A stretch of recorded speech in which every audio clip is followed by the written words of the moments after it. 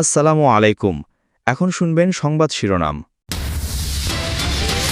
তুচ্ছ ঘটনাকে কেন্দ্র করে সাভারের ড্যাফোডিল ও সিটি ইউনিভার্সিটির শিক্ষার্থীদের মধ্যে সংঘর্ষ, ভাঙচুর, বাসে আগুন, আহত 2 শতাধিক।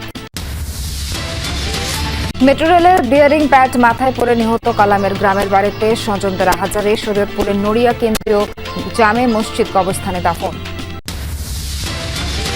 চুয়াডাঙ্গায় খাদ্য গুদামে ধান চাল ক্রয়ে ব্যাপক অনিয়মের অভিযোগ, শস্য দিতে পারেননি তালিকাভুক্ত কৃষকরা। আসসালামু আলাইকুম। এতক্ষণ দেখছিলেন সংবাদ শিরোনাম, এখন দেখবেন বিস্তারিত। তুচ্ছ ঘটনাকে কেন্দ্র করে সাভারের ড্যাফোডিল ইন্টারন্যাশনাল ইউনিভার্সিটি ও সিটি ইউনিভার্সিটির শিক্ষার্থীদের মধ্যে সংঘর্ষ ঘটনা ঘটেছে। ঘটনায় আহত হয়েছে 2 শতাধিক শিক্ষার্থী। ঘটনায় ক্ষমা প্রার্থনা করেছে ড্যাফোডিল বিশ্ববিদ্যালয়। আহতদের চিকিৎসা ও জড়িতদের বিরুদ্ধে ব্যবস্থা গ্রহণের আশ্বাসও দিয়েছে কর্তৃপক্ষ। এমন পরিস্থিতিতেও সকাল থেকে সেখানে আইন শৃঙ্খলা বাহিনীর কোনো সদস্যকে দেখা যায়নি। দুদল গ্রামবাসী নয়, দুটি বিশ্ববিদ্যালয়ের শিক্ষার্থী সংঘর্ষে এমন রণক্ষেত্র সাভারের বিরুলিয়া। অথচ প্রত্যক্ষদর্শীরা বলছেন একদমই তুচ্ছ ঘটনাকে কেন্দ্র করে সংঘাতে জড়ায় ড্যাফোডিল ইন্টারন্যাশনাল ইউনিভার্সিটি ও সিটি ইউনিভার্সিটির হাজারো শিক্ষার্থী। স্থানীয় বাজারে কয়েক শিক্ষার্থীর সংঘাতকে কেন্দ্র করে রাতভর চলে ধাওয়া পাল্টা ধাওয়া, মারামারি। ঘটনাটা আসলে একদম একটা ছোটখাটো বিষয় থেকে শুরু হয়েছিল যে কি তারা সিটি ইউনিভার্সিটির শিক্ষার্থীরা আমাদের একটা শিক্ষার্থীর গায়ে থুতু মেরেছিল। পরে তারা আবার বললো যে কি থুতু হ্যাডম দেখাচ্ছে, এরকম একটা কথা বল। সংঘর্ষের সময় সিটি ইউনিভার্সিটির ক্যাম্পাসে ব্যাপক ভাঙচুরের ঘটনা ঘটে। সেখানে 2টি বাসে আগুন দেয়া হয়। ভাঙচুরের শিকার হয় প্রতিষ্ঠানটির বাইক, মাইক্রো, প্রাইভেট কার সহ ভবনের দরজা, জানালা, আসবাবপত্র। এইভাবে ভাঙচুর প্লাস লুটতরাজ, আপনি ভিতরে গেলে বুঝতে পারবেন আমাদের অ্যাকাউন্টে কোনো প্রকার টাকা পয়সা কিছু না। আমাদের 5টা গাড়ি ছিল, সেগুলো ভেঙে দিচ্ছে। তো ওরা যতবারই আক্রমণ করছে প্রত্যেকটা আমাদের ভিতরে ঢুকছে। ভাবে হামলা করলো আমাদের নারী শিক্ষার্থীদের যে হল আছে, ওরা প্রথমে মূল ফটকের দিকে যায়, তারপরে আবার আমাদের নারী শিক্ষার্থীদের যে গেটটা আছে ওরা ওখানে হামলা করে। এ ঘটনায় আহত হয় 2 শতাধিক শিক্ষার্থী। ক্যাম্পাসে ভাঙচুরের প্রতিবাদে সকালে সড়ক অবরোধ করে সিটি ইউনিভার্সিটির শিক্ষার্থীরা। এতে সমস্যায় পড়েন গার্মেন্টস কর্মী সহ ওই পথে চলাচলকারীরা। আমাদের প্রায় 200 প্লাস ভাইরা আহত হয়েছে প্রচুর পরিমাণে। এদিকে সংঘর্ষের 10 ঘন্টারও বেশি সময় ধরে আইন শৃঙ্খলা বাহিনীর কোনো সদস্যকে ঘটনাস্থলে দেখা যায়নি। এ নিয়ে ক্ষুব্ধ স্থানীয়রাও। বিবাদের সমাধানে 2 বিশ্ববিদ্যালয় কর্তৃপক্ষই আলোচনা করছেন। এ ঘটনায় ক্ষমা প্রার্থনা করেছে ড্যাফোডিল বিশ্ববিদ্যালয়। ভাঙচুর এবং ধ্বংসযজ্ঞ হয়েছে দেখে আমি সত্যি অত্যন্ত লজ্জিত এবং দুঃখ প্রকাশ করছি। এর সাথে যদি আমাদের বিশ্ববিদ্যালয়ের ছাত্রের বাইরে যদি কেউ জড়িত থাকে, আমাদের বিশ্ববিদ্যালয়ের নিয়ম অনুযায়ী তাদের বিরুদ্ধে অবশ্যই আইনানুগ ব্যবস্থা গ্রহণ করা হবে। আহতদের চিকিৎসা ও জড়িতদের বিরুদ্ধে ব্যবস্থা গ্রহণের আশ্বাস দিয়েছে ড্যাফোডিল বিশ্ববিদ্যালয়ের কর্তৃপক্ষ। তালিকায় চাষিদের নাম থাকলেও খাদ্য গুদামে বিক্রি করেননি 1 ছটাক ধান। তারা জানেনও না কে বা কারা তাদের নাম ব্যবহার করে ধান সরবরাহ করেছেন। চাল বিক্রির সময় মিলারদের কাছ থেকে আদায় করা হয়েছে কেজিতে 30 পয়সা হারে কমিশন। অনেকটা ওপেন সিগারেটে এমন অনিয়ম দুর্নীতির সাথে জড়িয়ে রয়েছে খাদ্য গুদামের কর্মকর্তারা। গত 30 এপ্রিল থেকে শুরু হয়ে ধান চাল সংগ্রহ অভিযান চলে 15ই আগস্ট পর্যন্ত। এই সময়ে চুয়াডাঙ্গার জীবননগর খাদ্য গুদামে সংগ্রহ করা হয় 507 মেট্রিক টন ধান এবং 9603 টন চাল। কাগজ কলমে বলা হয় 171 জন প্রান্তিক চাষি ধানের যোগান দেয়, তবে মাঠের চিত্র বলছে অন্য কথা।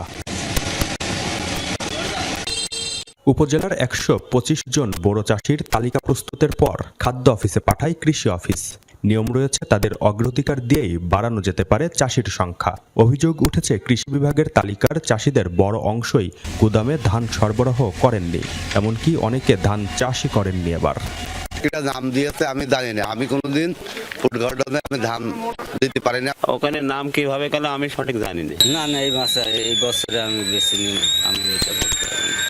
চাষিদের অভিযোগ বিপুল পরিমাণ ধান সংগ্রহ হয়েছে হাতে গোনা কয়েকজন মধ্যস্বত্বভোগীদের মাধ্যমে। এই তালিকা যারা করে নিয়ে গেছে তারা ভুয়া করে নিয়ে গেছে, রিজেক্ট করে দিয়ে কোনো বিষয়ই নাই তাদের কাছে, যে ধানটা চলবে না। শুধু তাই নয়, মিলারদের কাছ থেকেও চাল কেনার সময় কেজি প্রতি বসানো হয়েছে 30 পয়সা হারে কমিশন। রাজি না হলে হয়রানির অভিযোগও রয়েছে। আমাদের উপর অনেক আসে যে মাল না দিলে কিছু খরচাকাছি না দিলে বিভিন্ন ঝামেলা হয় মাল দেওয়া এটা এরকম 30 পয়সাই ধরে।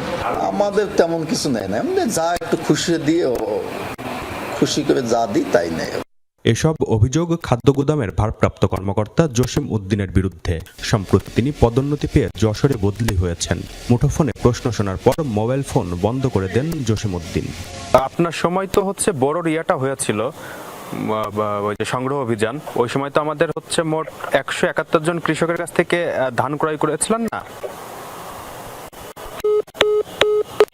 এ ঘটনার ব্যাখ্যা দিতে রাজি নন জেলা খাদ্য কর্মকর্তাও। তবে বিষয়টি খতিয়ে দেখার আশ্বাস জেলা প্রশাসনের।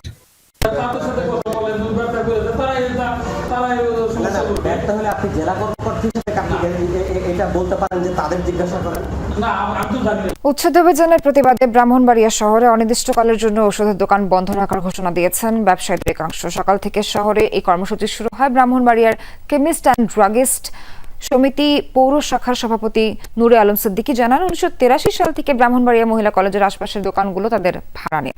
নিয়মিত ভাড়াও দিচ্ছেন তারা, তবুও অবৈধ আখ্যা দিয়ে উচ্ছেদের চেষ্টা চলছে। অবিলম্বে এই উচ্ছেদ অভিযান বন্ধ ও ক্ষতিগ্রস্ত ব্যবসায়ীদের ন্যায়সঙ্গত দাবি সমাধানের প্রতিশ্রুতি চান ব্যবসায়ীরা।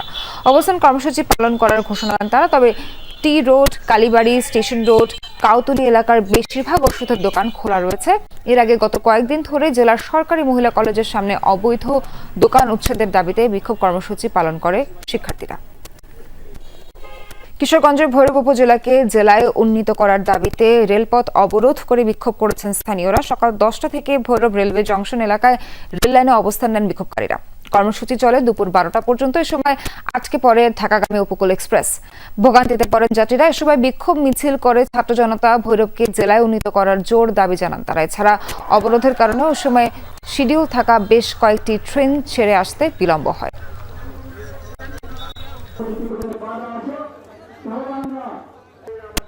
উত্তরাঞ্চলের প্রকৃতিতে দেখা দিয়েছে শীতের আমেজ। কুয়াশার চাদর মুড়ে নেমে আসছে ভোর। হিম বাতাস বইতে শুরু করেছে। খেজুর রস আহরণ শুরু করেছেন গাছিরা। শীতের জড়তা ঘিরে ধরার আগে চোখে পড়ছে হেমন্তের রূপ।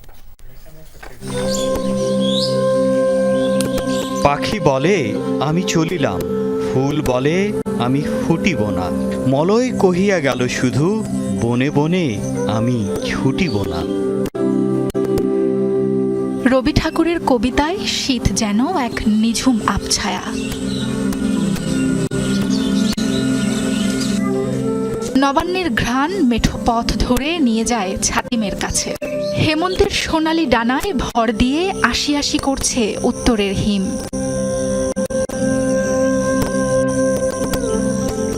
পঞ্জিকা মেনে শীত আসতে এখনো ঢের বাকি, কিন্তু প্রকৃতিতে শীতের আমেজ ছড়িয়ে পড়েছে এখনই। কুয়াশার চাদরে ঢেকে গেছে বনলতা সেনের শহর। দিনের শুরুতে পরশ বুলিয়ে যাচ্ছে শীতল হাওয়া। রোদের তেজ কমে তির্যক মিঠে আলো গ্রাম বাংলার পথে ঘাটে।